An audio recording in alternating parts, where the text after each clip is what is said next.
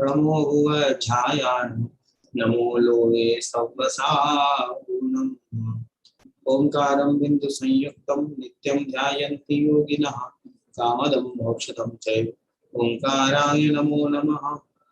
मंगलम भगवान वीरो मंगलम गौतमो गणि मंगलम कुंद कुंदार्यो जैन धर्मो सुमंगल सर्वमंगल मांगल्यम सर्वकल्याणकारकम प्रधानम सर्वधर्माणां जैनम जयतु शासनम जैनम जयतु शासनम ज्ञान समान नाम जगत में सुख को कारण यह परमामृत जन्म जरा प्रतिरोध निवारण सुर इंद्र नरेंद्र वंदित कर्म मल निर्मल कर वृष तीर्थ के करतार श्री वर्धमान जिन शत शत्रु वर्धमान जिन शत शत्रु नमः श्री वर्धमानाय निर्धूत कलिलात्मने सालोकानां त्रिलोकानां यत् विद्या दर्पणाय ते रत्नगंड श्रावकाचार्य ग्रंथ की चर्चा विगत दिनों से हम कर रहे हैं। इसमें यदि पाप निरोधन्यो संपदा किम प्रयोजनम आत पापस्त्रवस्तन्य संपदा किम प्रयोजनम। पाप का उदय है तो संपत्ति से क्या प्रयोजन है, पाप का अभाव है अनुदय है तो संपत्ति से क्या प्रयोजन है। संयोग तो नष्ट होने वाले हैं, ऐसे समय दृष्टि की मान्यता रहती है। 5 लब्धियों की चर्चा आ रही है। कल हमने देखा 4 लब्धियों का स्वरूप हमने देखा कि आप भी देखकर आना, समझ करके आना, ऐसा कहा था। और 4 लब्धियों को आसानी से हमने समझ लिया है, पर करण लब्धि ये आसानी से समझ में भी नहीं आती है, आसानी से होती भी बात समझ में, क्योंकि ये हो जाए तो सम्यक दर्शन हो जाए। 4 लब्धियां हमें भी हुई हो, क्योंकि भव्य अभव्य सबको होती है, तो वो समझ में आ गए जल्दी, पर करण लब्धि आज तक हुई नहीं है। वो अगर हुई होगी तो सम्यक दर्शन हो गया होगा अभी तक, तो इसलिए वो समझ में। तो करण नाम है परिणाम। करण किसे कहते हैं?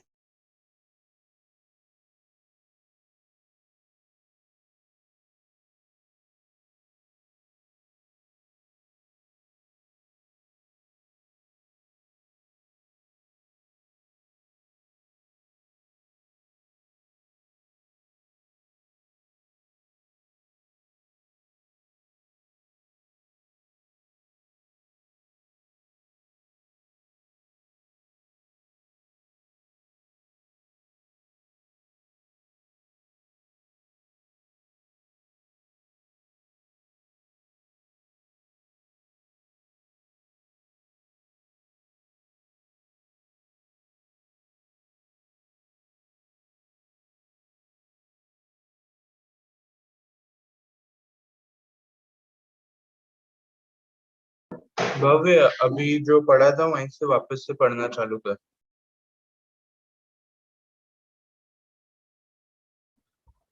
ओके, अभी करता हूँ। हाँ, संक्लेश परिणामी संगी पंचेंद्रिय प्राप्त पर्याप्त के जैसा संभव हो वैसा उत्कृष्ट स्थितिबंध वाला और उत्कृष्ट प्रदेश स्थिति अनुभाग की सत्ता वाला जीव प्रथमोक्षण सम्यक को ग्रहण नहीं कर सकता है तथा शपथ श्रेणी में उसमें कंप्यूटर में नेटवर्क समस्या है ना। चलिए मोबाइल से जुड़ा हूँ। करण लब्धि है वो आसानी से समझ में भी नहीं आती और होती भी नहीं है आसानी से। अगर हो जाए तो सम्यक दर्शन हो जाए, ठीक है। इस वजह से यहाँ थोड़ा सा उपयोग को स्थिर करके हमको समझना है, ठीक है। देखिए हम करण किसे कहते हैं? करण माने परिणाम, परिणाम, ठीक है। परिणाम दादा ने क्या लिखा करण लब्धि के लिए? आत्म का उपयोग जब आत्म में रम जाए करण लब्धि है आत्मा, आत्म माही समाय। करण लब्धि है आत्मा, आत्मा माही समाय। ठीक है, आत्म का उपयोग जब आत्म में रम जाए, अपने में जो अपनापन हो जाता है, अपने आत्मा में जो लीनता हो जाती है, उसका नाम करण लब्धि। देशना लब्धि में सुना, प्रायोग लब्धि में विचार किया कि क्या मैं ऐसा ही हूं। विचार करने के बाद जो हाँ मैं ऐसा ही हूं, ऐसा निर्णय रूप जो अनुभव होने लग जाता है,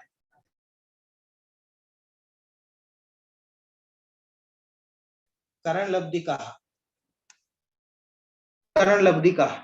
ठीक है, आत्मा में लीनता रूप जो क्रिया है, परिणामों में जैसी जैसी विशुद्धि बढ़ती जाती है, उपयोग जैसे जैसे आत्मा में लगता जाता है, वैसे वैसे उसका नाम करण लब्धि पड़ता है। ठीक है, करण लब्धि में 3 करण होते हैं, अधकरण होते हैं, अपूर्व करण होते हैं, अनिवृत्ति करण, त्रिकरण परिणाम होते हैं। जब भी सम्यक दर्शन होगा, ये त्रिकरण परिणाम होंगे। त्रिकरण परिणाम, अधकरण, अनुवृत्ति, अपूर्वकरण, अनुवृत्तिकरण, त्रिकरण परिणाम 2 जगह होते हैं। अन्ना जी बार बार ये कह के याद कराते थे अपनी कक्षा में, सम्यक दर्शन की प्राप्ति के लिए और चारित्र की पूर्णता के लिए। कहाँ कहाँ होते हैं त्रिकरण परिणाम? सम्यक दर्शन की प्राप्ति के लिए और चारित्र की पूर्णता के लिए। तो फिर वो देखना आप 7वां 8वां 9वां जो गुणस्थान है, तो वो सब क्रम से यही है, अनिवृत्तिकरण, अपूर्वकरण, अनिवृत्तिकरण, ये सब इसके ऐसा नाम है उनका। ठीक है, तो ये त्रिकरण परिणाम पहले तो यहाँ सम्यक दर्शन से पहले होते हैं और चारित्र की पूर्णता के लिए वहां भी होते हैं 7वें गुणस्थान के आगे। ठीक है, 2 जगह होते हैं। पढ़ो भाई, करण लब्धि पढ़ो, समझ में आ गया ना? अपने में अपनापन, प्रायोगिक लब्धि में जो प्रैक्टिकल इसने किया था, उसमें जो लीनता रूप जो काम होता है, वो करण लब्धि में प्रारंभ होता है। मग्नता, आत्मा में मग्नता रूप कार्य प्रारंभ जो होता है, उसको करण लब्धि कहते हैं। पढ़ो। आवाज आ रही भाई साहब? अरे यार यार, 5वीं करण लब्धि भव्यों के ही होती है, अभव्यों के नहीं होती है। अधाकरण, अपूर्वकरण, अनवृत्तिकरण, ऐसे 3 करण हैं। यहाँ करण का अर्थ कसायों की मंदता से होने वाले विशुद्धि रूप आत्म परिणामों से है। उनमें लघु अंतर्मूर्त प्रमाण काल तो अनवृत्तिकरण का है, उसमें संख्यात गुणाकाल अपूर्वकरण का है और उससे संख्यात गुणाकाल अधा प्रवर्तकरण का है। यह सब काल भी अंतर्मूर्त प्रमाण ही है, क्योंकि इस अंतर्मुहूर्त के भी असंख्यात भेद हैं। ठीक है, अब ये कह रहे हैं देखो, इनके समय 3 करण परिणाम होते हैं, तो उसमें सबसे ज्यादा होता है अधा प्रवर्तकरण का।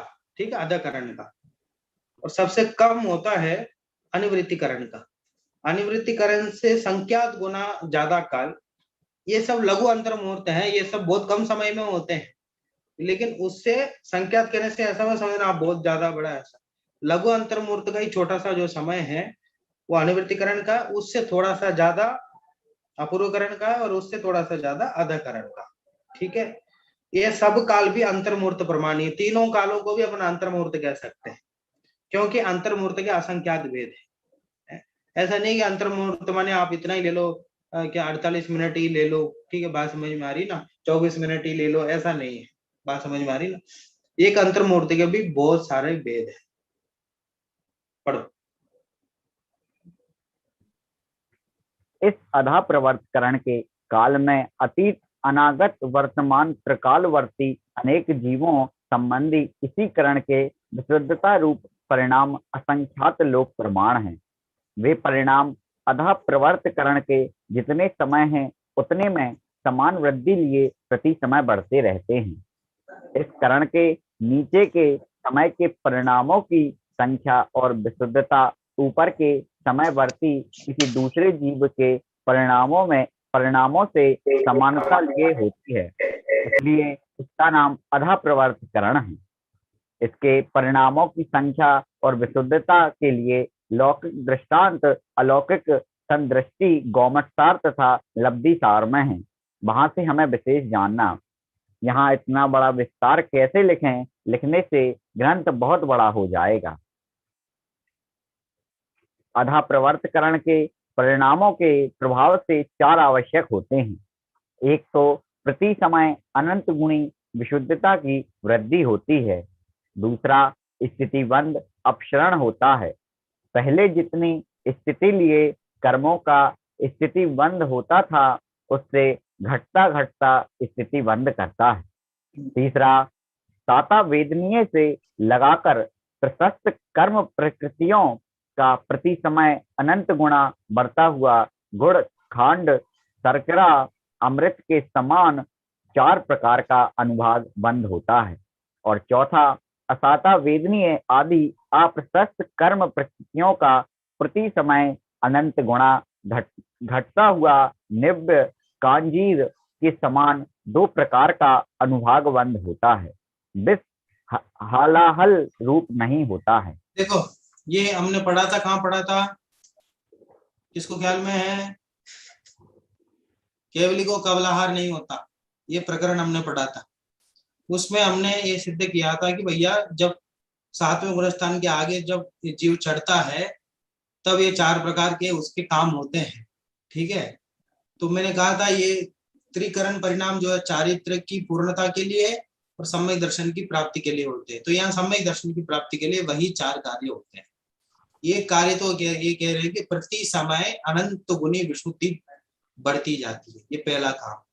दूसरा स्थिति बंध का अपसरण होता है। 34 बंध अपसरण तो प्राय उपलब्धि में ही होते हैं, वो बहुत सामान्य है, पर यहाँ करण लब्धि में जो बंध अपसरण होता है ये और विशेष होता है। स्थिति जो बहुत समय तक की स्थिति बांध रखी कर्मों की, उनकी स्थिति कम होती जाती है। ठीक है, और तीसरा साता वेदनी का रस बढ़ता है। गुड़ बहुत बड़ा होता है, उसमें थोड़ा कम मीठापन होता है। खांड होता है वो थोड़ा कम मात्रा में लेकिन मीठापन ज्यादा होता है। तो शर्कर उसकी कम मात्रा होती है, मिठासपना ज्यादा होता है। पर अमृत एक बूंद भी लगा ले तो उसकी मात्रा उसकी क्वालिटी ज्यादा हो जाती है। ऐसे ही जो साता वेदनी कर्म है वो कम रह जाते हैं लेकिन उनके फल देने की जो शक्ति वो ज्यादा हो जाती है। इतना ज्यादा गुड़ हो और एक बूंद अमृत हो, दोनों में से श्रेष्ठ कौन सा है? मात्रा की अपेक्षा देखेंगे तो गुड़ है, और अमृत की अपेक्षा देखेंगे नहीं तो स्वाद की अपेक्षा, उसकी क्वालिटी की अपेक्षा देखेंगे तो अमृत है। तो साता वेदनीय कर्म तो कम हो जाते हैं पर उनके जो फल देने की शक्ति है, अनुभाग है, वो ज्यादा हो जाता है। बात समझ में आ रही ना? ये विशिष्ट काम ये त्रिकरण परिणाम के समय पे होते हैं। वो चौथा काम क्या होता है? असाता आदि जो अप्रशस्त प्रकृतियां हैं, अशुभ कर्म है, उनका जैसे गुड़ जैसा इतना बड़ा था और अमृत के बूंद के समान हो गया, ये तो उसकी अच्छाई बढ़ गई, और बुराई जो अमृत जैसे थी वो गुड़ जैसे हो गई। ठीक है, निम्ब कांजीर के समान दो प्रकार का अनुभाग बंधु हलाल रूप नहीं होता। विश्व मैंने जहर अगर बहुत सारा रखा हो, एक बोतल में जहर रखा हुआ, उसमें से जहर पना निकाल दिया जाए, उसमें दूसरों को मारने की जो शक्ति है वो शक्ति निकाल दिया जाए, तो फिर क्या बचेगा उसमें? तो हलाहल माने हलाहल विश्व रूप नहीं रहता। और नींबू और कांजीर होते हैं, नींबू से भी छोटे होते हैं, उतने छोटे रह जाते हैं, है ना? तो धीरे धीरे कम हो जाते हैं। अशुभ कर्म जो है उनको फल देने की शक्ति कम हो जाती है, शुभ कर्मों की फल देने की शक्ति ज्यादा हो जाती है। और स्थिति बंध का अपसरण होता है और अनंत गुना विशुद्धि प्रति समय बढ़ती है। चार कार्य होते हैं, चार आवश्यक होते हैं। चलो पढ़ो, ये अधकरण में होने वाले, पहले अधकरण होता है, फिर अपूर्वकरण होता है, फिर अनुवर्तीकरण होता है। ये अधकरण में चार आवश्यक होते हैं। पढ़ो। इस प्रकार अधा प्रवर्तकरण के परिणामों से चार आवश्यक होते हैं। अधा प्रवर्तकरण का काल अंतर्मुहूर्त बीत जाने पर अपूर्वकरण होता है। अधा प्रवर्तकरण के परिणामों से अपूर्वकरण के परिणाम असंख्यात लोक गुणे हैं, तो वे अनेक जीवों की अपेक्षा कहे हैं। एक जीव की अपेक्षा एक समय में एक ही परिणाम होता है। एक जीव की अपेक्षा तो जितने समय अपूर्व करण के अंतर्मुहूर्त के काल के हैं उतने परिणाम हैं। इसी प्रकार अधा प्रवर्तकरण के भी एक समय में एक परिणाम होता है। नाना जीवों की अपेक्षा एक समय के योग्य असंख्यात परिणाम हैं। वे अपूर्व करण के परिणाम भी प्रति समय समान वृद्धि सहित बढ़ते रहते हैं। इस अपूर्व करण के परिणाम नीचे के समयवर्ती परिणामों के समान नहीं होते हैं। प्रथम समय की उत्कृष्ट विशुद्धता से द्वितीय समय की जघन्य विशुद्धता भी अनंत गुणी होती है। यह इस प्रकार का परिणामों का अपूर्वपना है, इसलिए इसे दूसरे करण का नाम अपूर्व करण है। देखो, अपूर्व करण में अदय करण में पहले समय में जो परिणाम हुआ, तो जब तक अदय करण होंगे तो अंतिम समय तक एक जैसे परिणाम रहेंगे। विशुद्धि प्रथम समय में जितनी विशुद्धि रही परिणामों की, अदय करण के अंतिम समय तक उतनी विशुद्धि रहेगी। पर अपूर्व करण में क्या होगा, पहले समय में जितनी विशुद्धि हुई उससे असंख्यात गुना दूसरे समय में विशुद्धि। ठीक है, तो वो अनेक जीवों की अपेक्षा हम देखें तो समान परिणाम वाले होते हैं। देखो, ये एक जीव यहाँ है, दूसरे जीव वहां है, तो दोनों जीवों के अगर अपूर्वकरण हो रहे हैं तो दोनों के परिणाम एक जैसे हो। बात समझ में आ रही ना? आप सब सुन रहे हो मुझे, यहाँ विषय चल रहा है, तो इस सबके परिणाम कैसे होते हैं? सबके परिणाम अलग अलग होते हैं कि नहीं?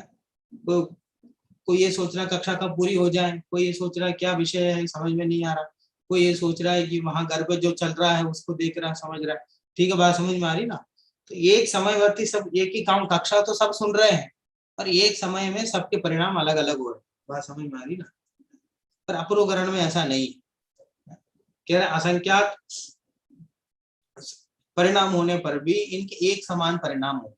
ठीक है, जाति की अपेक्षा देखेंगे तो परिणाम इनके एक जैसे होते हैं। पर अंतर कहाँ पड़ेगा? अंतर कह रहे हैं कि पहले समय में जो परिणाम रहा दूसरे समय में उससे ज्यादा विशुद्धि रहती। अदयकरण में ऐसा नहीं होता, अपूर्वकरण में ऐसा होता है, इसलिए इसका नाम अपूर्व है। पढ़ो।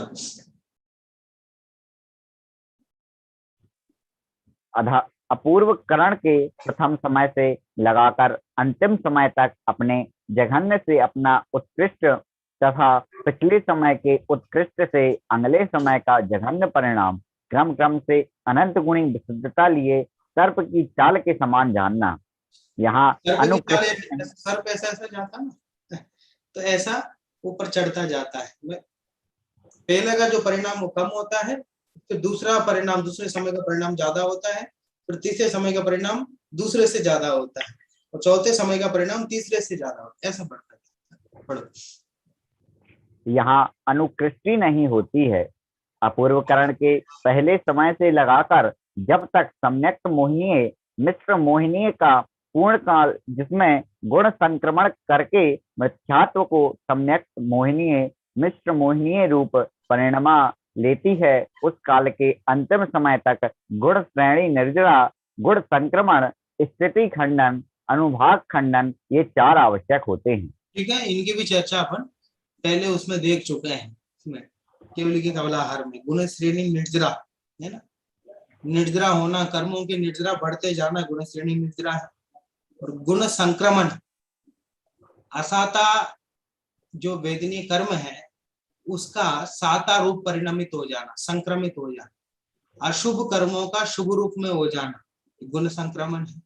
ठीक है, स्थिति खंडन, कर्मों की स्थिति जितनी बांधी है, बहुत ज्यादा सागरों की स्थिति आयु बांधी है, उनकी आयु कम हो जाना। आयु माने कर्मों की स्थिति, आयु कर्म की बात नहीं कर रहे, कर्मों की स्थिति इसने जितनी बांधी है उसको कम कर देना, स्थिति खंडन है। अनुभाग खंडन, अनुभाग में कर्म जितने फल दे सकते हैं, कि मान लो किसी को इतना पाप आना था, उसके 1 करोड़ रुपया का नुकसान होना था, पर अनुभाग खंडन से उसका 1 लाख रुपए का नुकसान हो गया, तो अनुभाग में फर्क पड़ गया। कर्मों के उदय देने की जो शक्ति है, फल देने की शक्ति है, उसमें फर्क पड़ गया, तो इसको अनुभाग खंडन बोलते हैं। ऐसा जो फर्क पड़ने वाला काम होता है उसको अनुभाग खंडन। ठीक है, ये चार आवश्यक जो है, पहले जो चार आवश्यक उन्होंने बताए वो तो आधा प्रवर्तिकरण में होते हैं, और ये चार आवश्यक और अपूर्वकरण में अंतिम पहले समय से लेकर के अंतिम समय में जब सम्यक तो मोहनी और मिश्र मोहनी रूप दो टुकड़े हो जाते हैं मिथ्यात्व के, तब से ये काम शुरू हो जाता है। ठीक है, पढ़ो। अधाकरण के प्रथम समय से लगाकर उस गुण संक्रमण के पूर्ण होने के काल तक स्थिति बंद अपसरण होता है। यद्यपि प्रायोग्य लब्धि से ही स्थिति बंद अपसरण प्रारंभ हो जाता है, तथापि प्रायोग्य लब्धि वाले जीव को सम्यक्त होने का अनवस्थितिपना है, नियम नहीं है। इसलिए उस स्थिति बंद अपसरण को गिनती में नहीं लिया है। स्थिति बंद अपसरण का काल और स्थिति कांडकोत्करण का काल, ये दोनों समान ही अंतर मुहूर्त मात्र के हैं।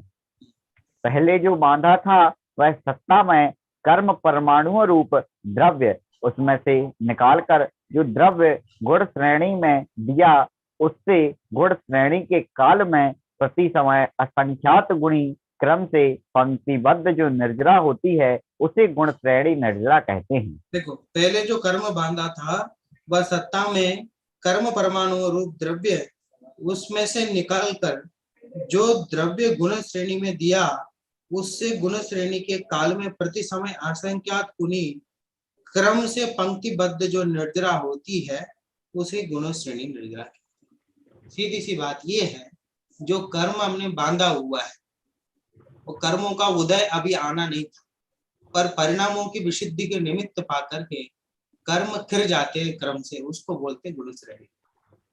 ठीक है, पढ़ो। प्रति समय गुणाकार का अनुक्रम से विवक्षित प्रकृतियों के परमाणुओं का पलटकर अन्य प्रकृति रूप हो जाना, वह गुण संक्रमण है। ठीक है, पहले एक विवक्षित प्रकृति, मान लो असाता रूप है, तो असाता का साता रूप हो जाना, ये गुण संक्रमण है। गुण उसका बदल जाना। असाता माने पाप का उदय का काम करना था इसको, पर उसका गुण बदल जाता है। साता रूप माने पुण्य का उदय का काम करता है। पढ़ो। पहले बांधी हुई उन सत्ता में रहने वाली कर्म प्रकृतियों की स्थिति का घटाना, वह स्थिति खंडन है। ठीक है, सीधी बात है, आपने बताया, स्थिति कम हो जाना, उसकी वैलिडिटी कम हो जाना कर्म। पढ़ो। पहले बांधी हुई उन सत्ता में रहने वाली अशुभ कर्म प्रकृतियों का अनुभाग का घटाना, वह अनुभाग खंडन है। ठीक है, स्थिति खंडन माने वैलिडिटी कम हो जाना, अनुभाग खंडन माने पावर कम हो जाना। ठीक है, पढ़ो। भैया जो ये गुण श्रेणी निर्जरा है, उसको सपाक निर्जरा समझे हम? हाँ, यस, करेक्ट। इस प्रकार ये चार कार्य अपूर्व करण में अवश्य होते हैं।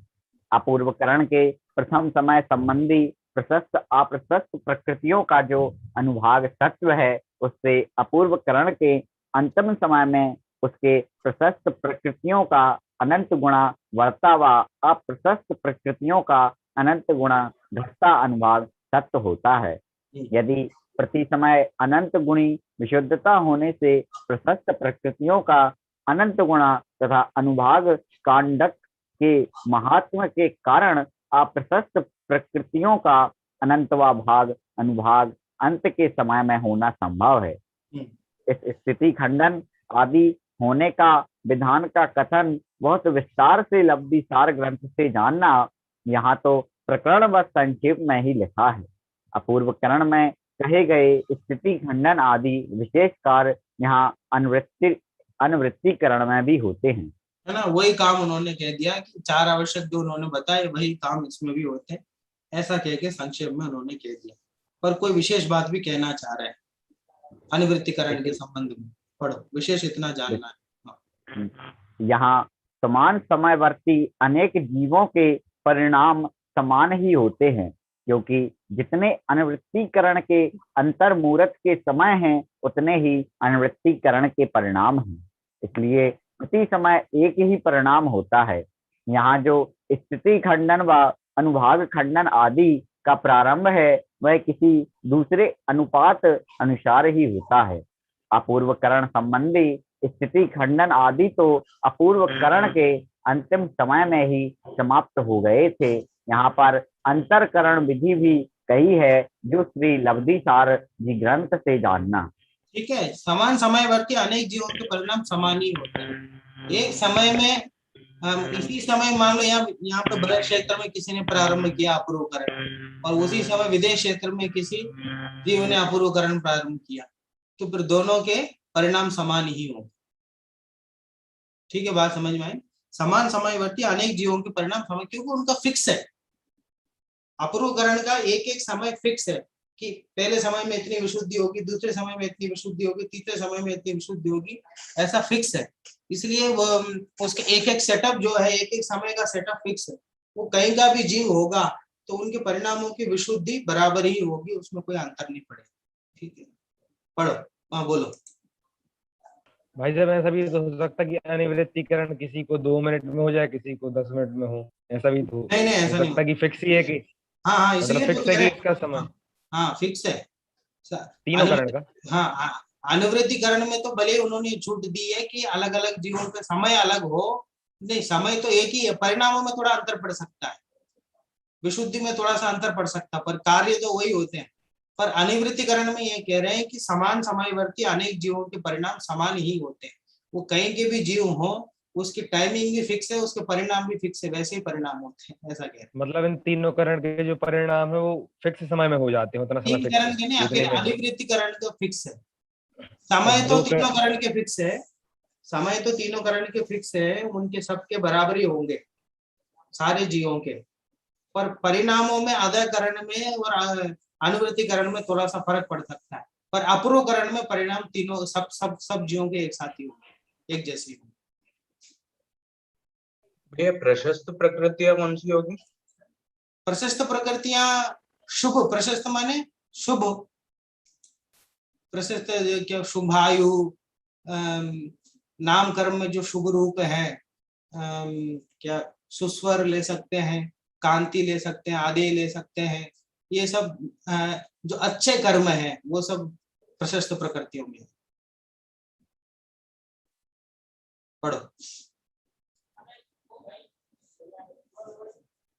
मनुष्य गति का बंध है, देव गति का बंध है, ये सब प्रशस्त में। देव शास्त्र गुरु का समागम मिलना, ये सब प्रशस्त में। पढ़ो। उपसम सम्यक्त्व। यहाँ यह कहना चाहते हैं कि अनुवृत्तीकरण के अंतिम समय में दर्शन मोहिनीय तथा अनंतानुबंधी चतुष्क प्रकृतियों के प्रकृति प्रदेश स्थिति अनुभाग का सब प्रकार से उदय होने की अयोग्यता रूप उपसम होने से तत्वार्थों के श्रद्धान रूप सम्यक दर्शन को पाकर सम्यक दृष्टि होता है। अब इसमें कितनी प्रकृतियां बताई इन्होंने? अनंतानुबंधी चतुष्क और दर्शन मोहनीय, कितनी प्रकृति बताई है? 5 बताइए। हमने तो ये पढ़ा है कि 7 प्रकृतियों के उपशम से उपशमिक सम्यक तो होता है, तो यहाँ 5 क्यों बताया?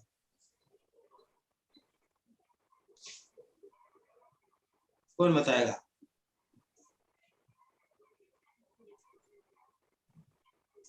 चल हाँ बोलो। भाई साहब क्योंकि जो सादि मिथ्या दृष्टि जीव होते हैं उसके वो तीनों प्रकृतियां होती हैं, अनादि मिथ्या दृष्टि के नहीं। तो अनादि मिथ्या दृष्टि है, पहली बार समय दर्शन हो रहा है, और एक बार समय दर्शन होने के बाद फिर मिथ्यात्व के 3 टुकड़े हो जाते हैं, मिथ्यात्व, सम्यक मिथ्यात्व और सम्यक प्रकृति। ठीक है, अब पहली बार समय दर्शन हो रहा है तो 5 प्रकृतियों का ही उपशम होगा। ठीक है, चल पढ़ो। वहां प्रथम समय में ही द्वितीय अवस्था में रहता हुआ मिथ्यात्व के द्रव्य को स्थिति कांडक, अनुभाग कांडक, घात विना ही गुण संक्रमण का भाग मिलाकर मिथ्यात्व के द्रव्य के 3 भाग मिथ्यात्व, सम्यक मिथ्यात्व और सम्यक मोहिनीय कर देता है। देखो अब ये कह रहे हैं कि प्रथम समय के द्वितीय भाग में जैसे ही सम्यक दर्शन हुआ, सम्यक दर्शन होने के बाद सम्यक दर्शन हो गया, ये पहला काम हो गया, और प्रथम समय में ही होता है। भाषा देखो, पहले समय में ही होता है, लेकिन द्वितीय अवस्था कह दिया उन्होंने।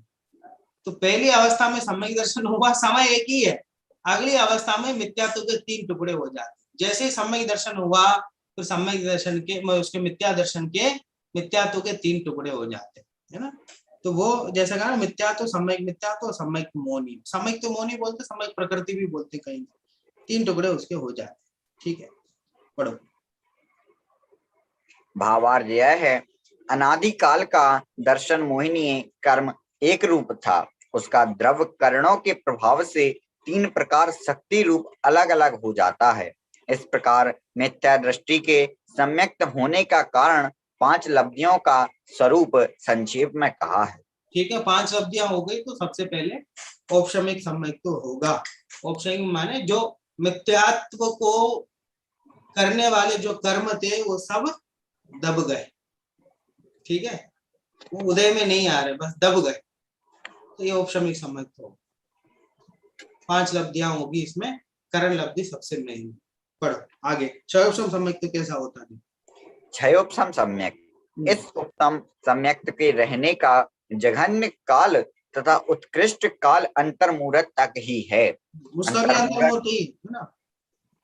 अंतर्मुहूर्त पूरा होने के बाद नियम से दर्शन मोहिनी की 3 प्रकृतियों में से किसी भी एक का उदय हो जाता है। क्षयोपशम सम्यक का अंतर्मुहूर्त तक रहता है, और उसके रहने के बाद या तो मिथ्यात्व का उदय आएगा, या सम्यक मिथ्यात्व का उदय आएगा, या सम्यक प्रकृति का उदय।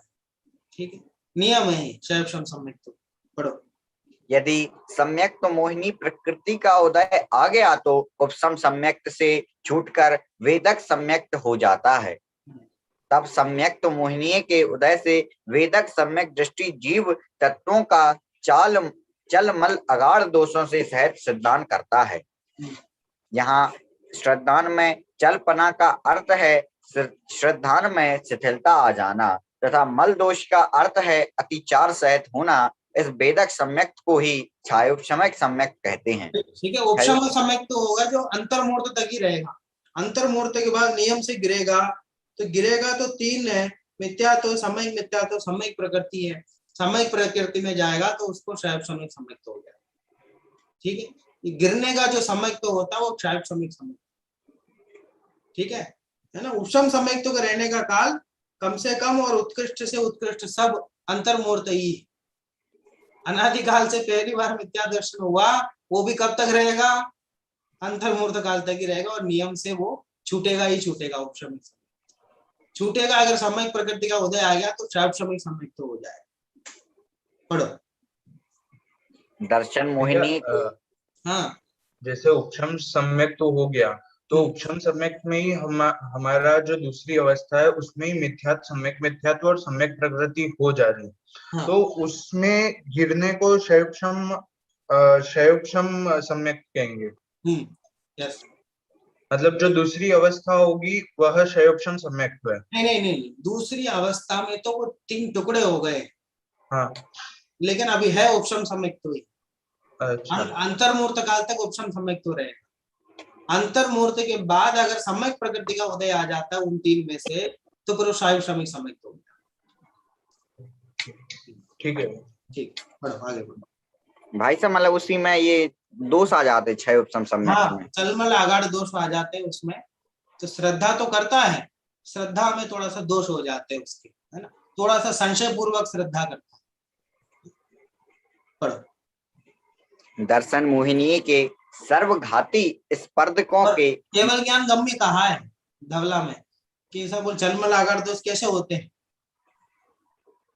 ये क्षयोपशमिक सम्यक दर्शन में चलमल आगाढ़ दोष के कैसे होते हैं, तो वो बोल भैया तो केवल ज्ञान गम्य है।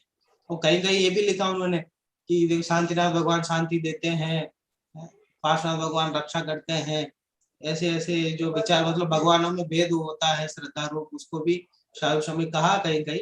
लेकिन अब वो मतलब वो बात ज्यादा क्लियर समझ में नहीं आती है, लेकिन लोगों ने अधिकतर यही कहा कि वो केवल ज्ञान गम्य चलमल आगाढ़ दोष होते हैं। पढ़ो, दर्शन मोहिनी के सर्वघाती स्पर्धकों को के निषेकों के उदय का अभाव वह है क्षय, तथा देशघाती स्पर्धक रूप सम्यक्त प्रकृति के उदय होने पर भी उसी सम्यक्त मोहिनी ही के वर्तमान समय संबंधी निषेकों के सिवाय अन्य जो ऊपर के निषेक अभी उदय को प्राप्त नहीं हुए, वे मात्र सत्ता में अवस्थित हैं, उसे कहा है उपशम। ऐसे कर्मों की क्षय और उपशम रूप अवस्था होने से क्षयोपशम सम्यक्त होता है। इसी को सम्यक्त प्रकृति के उदय का वेदन अनुभवन होने से वेदक सम्यक्त कहते हैं। मैंने कल समझाया था आपको क्षयोक्षम, आज उन्होंने देखो इसमें घटा के दिखाया। 3 चीजें बताई थी ना मैंने, उदयाभावी क्षय, सरोगाती स्पर्धकों का, और सरोगाती स्पर्धकों का ही जो सत्ता में उनका सदावस्था रूप उपशम, और देशगाती स्पर्धकों का मंद उदय। ठीक है, अब इसमें कौन से सरोगाती स्पर्धकों का उदय का अभाव है? दर्शन मोनी। दर्शन मोनी जो सर्वगाती स्पर्धक हैं उनका उदय का अभाव, तथा देशगाती स्पर्धक सम्यक्त प्रकृति नाम की जो देशगाती स्पर्धक है उनका उदय है।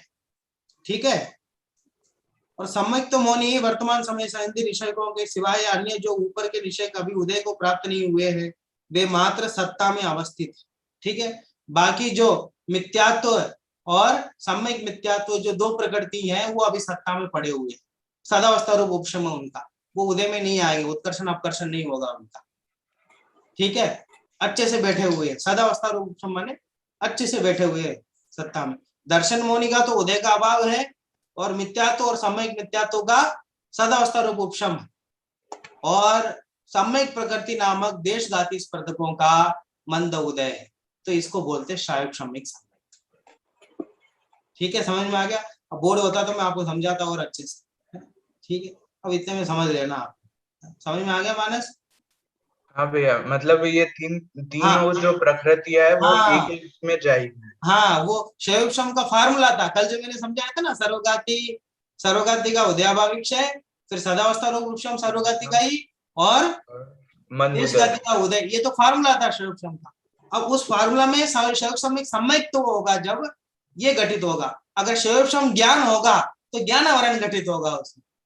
ज्ञानावरण के जो सरोगाती स्पर्धक कर्म है उनका उदयाभावी क्षय होगा, और उनका सदावस्था रूप उपशम होगा, और ज्ञानावरण के जो देशघाती होंगे उनका मंद उदय होगा।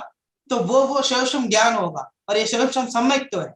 तो फार्मूला वो है, लेकिन इसमें कर्म बदलेंगे। ठीक है, समझ में आ गया ना? चलो ठीक है, पढ़ो। यदि क्षयोक्षम का अगर सामान्य मतलब देखें तो क्षय, उपशम और उदय तीनों जिसमें होते वो क्षय। हाँ, बहुत बढ़िया। उदयाभावी क्षय, सदावस्था रूप उपशम और उदय। उदयाभावी क्षय सरोगाती स्पर्धकों का, और सरोगाती स्पर्धकों का ही जो सत्ता में है उनका सदावस्था रूप उपशम, और जो देशगाती स्पर्धक है जो देशघात करते हैं, थोड़ा सा घात करते हैं आत्मा के गुणों का, तो उनका मंद उदय। ठीक है, तो सम्यक तो अभी पूरा प्रकट नहीं हुआ मतलब इसको थोड़ा सा इसने प्रकट तो है, लेकिन इसमें चलमल आगार दोष हो रहे हैं, इसलिए देशघाती। बोलो मैं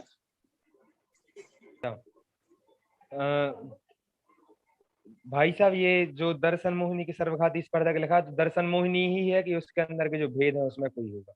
दर्शन मोहिनी है, तो वही है सर्वघाती। हाँ वही है, लेकिन अब ये समझो कि इसके 3 टुकड़े हो गए ना, तो दर्शन मोहिनी में सीधा मिथ्यात्व लेना है। मिथ्यात्व लेना है, और उपशम में आपको लेना है सम्यक मिथ्यात्व। ठीक है, और उदय में लेना है सम्यक प्रकट।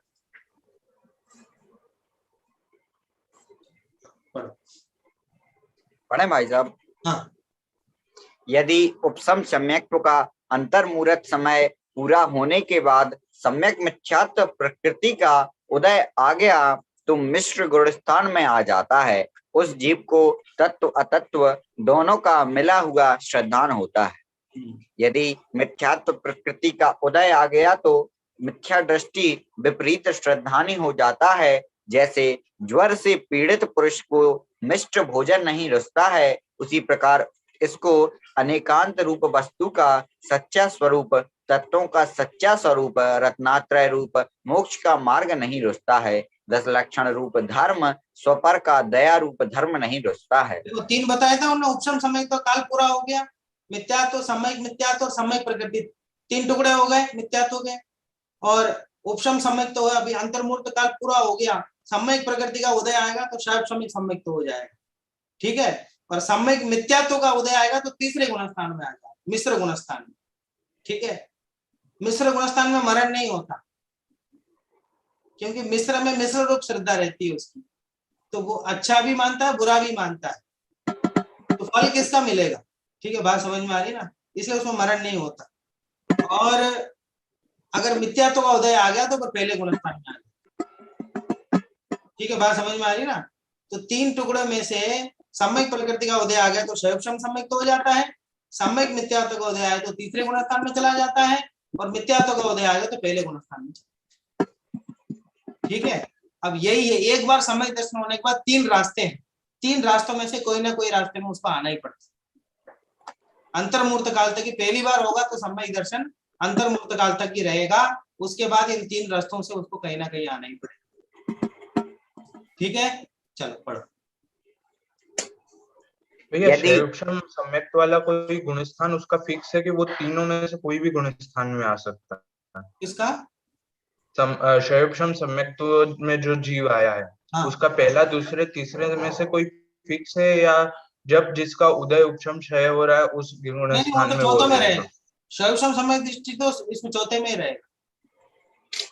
हाँ, सम्यक प्रकृति का उदय है जब तक, तब तक तो वो चौथे गुणस्थान में ही रहेगा। पढ़ो।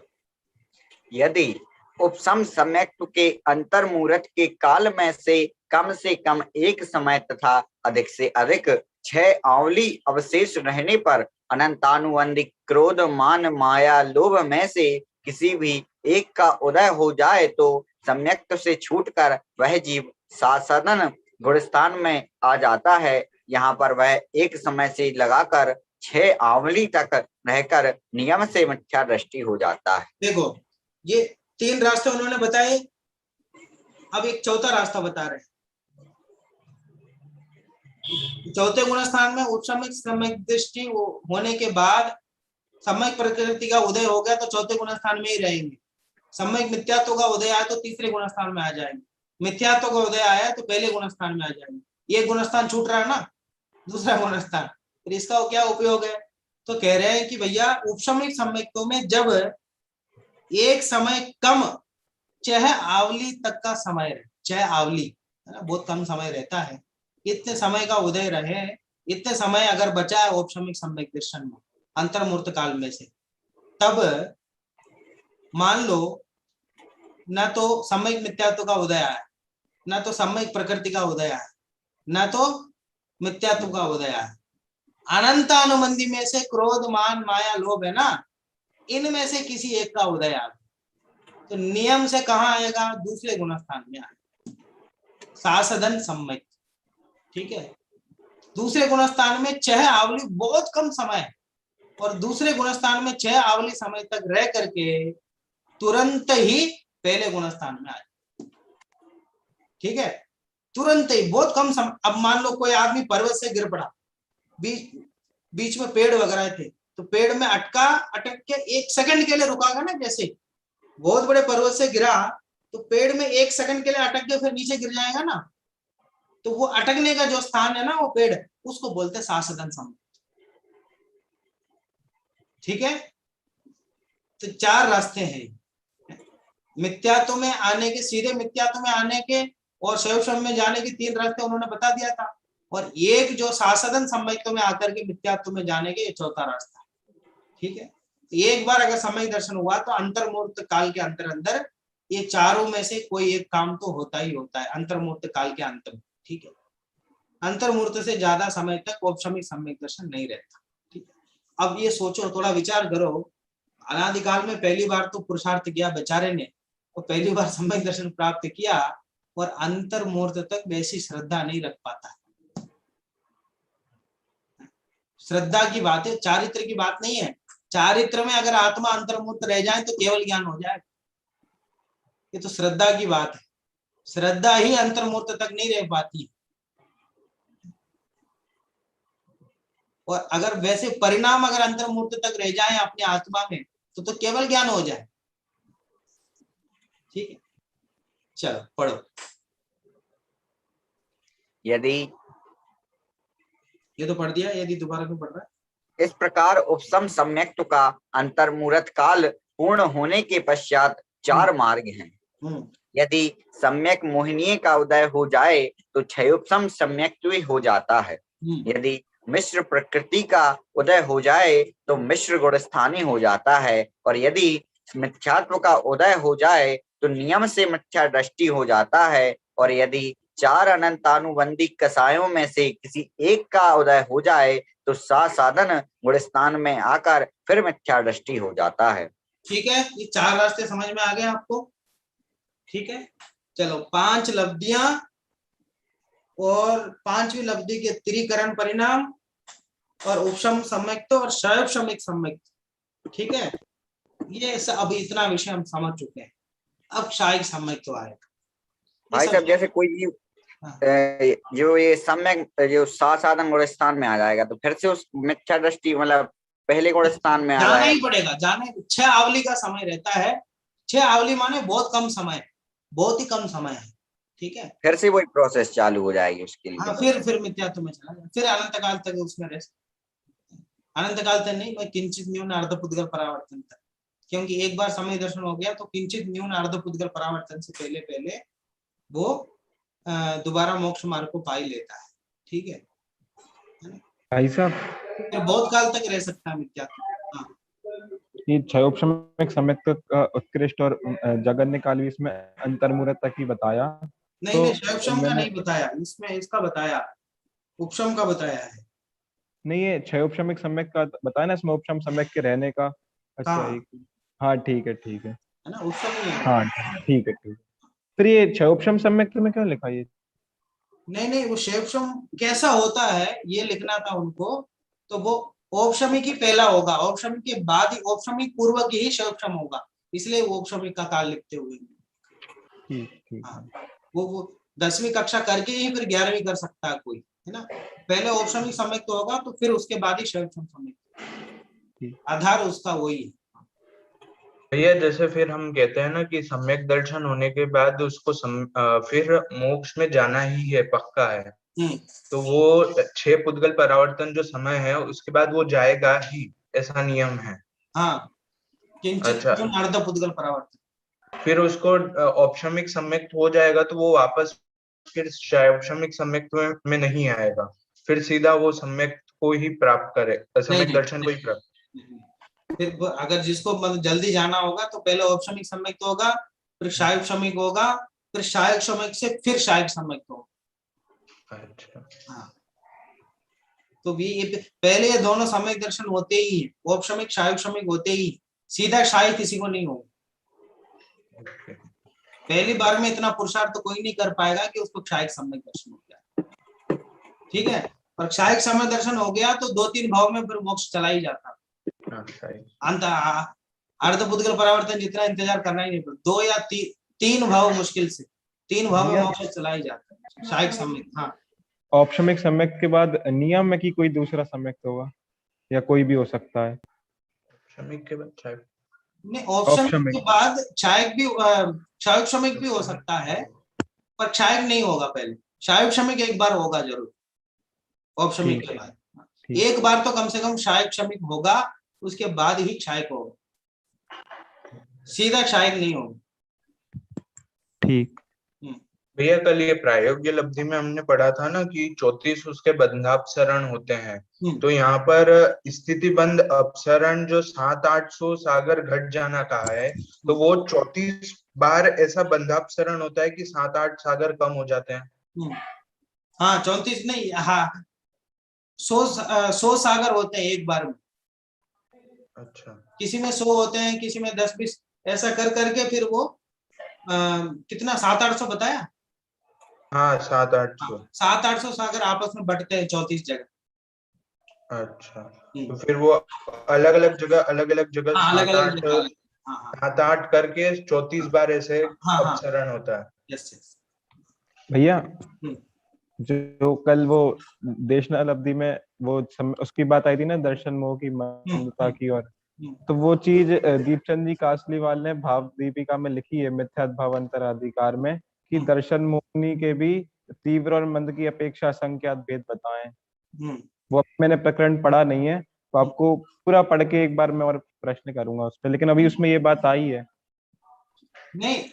वहां जो कहने की अपेक्षा उनकी है ये है कि एक तो दृढ़ता, मैं करता हूं परद्रव्य का मैं करता धरता हूं, इसमें दृढ़ता नहीं मैं तो करके रहूंगा, ऐसी जिद।